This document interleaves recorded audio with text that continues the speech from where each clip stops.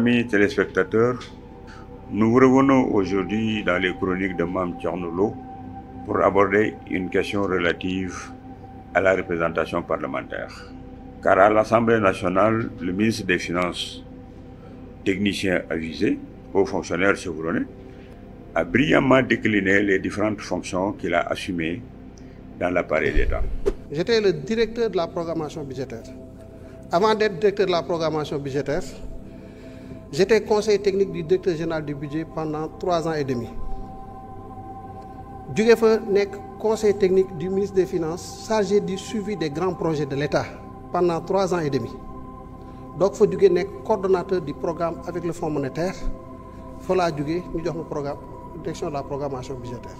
Son parcours, comme vous le savez, force le respect. Et nul ne peut nier l'expertise d'un homme qui a longtemps œuvré à répondre dans les règles de l'art administratif à des besoins exprimés par l'autorité politique.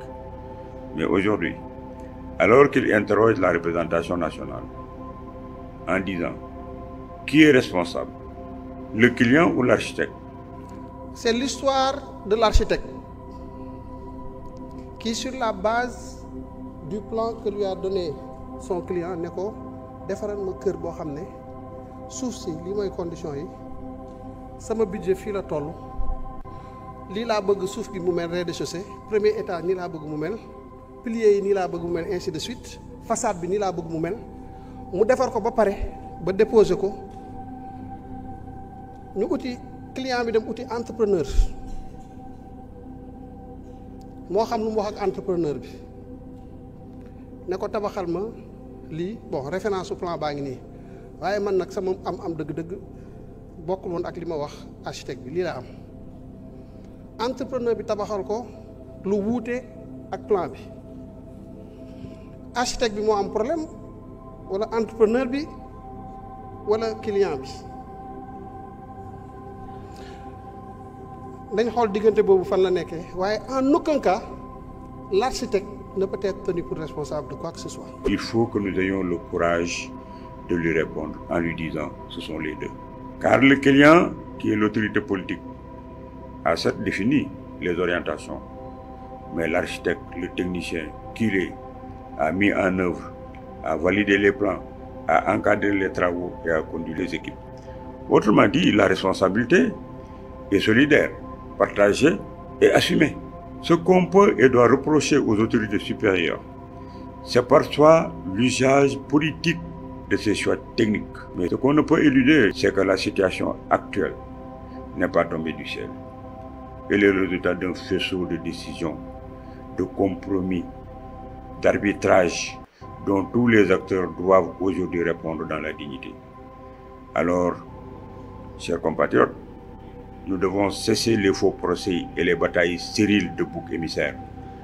Ce qui est fait est fait. Le pays est là face à ces défis. Posons-nous la seule question qui vaille. Que faire maintenant?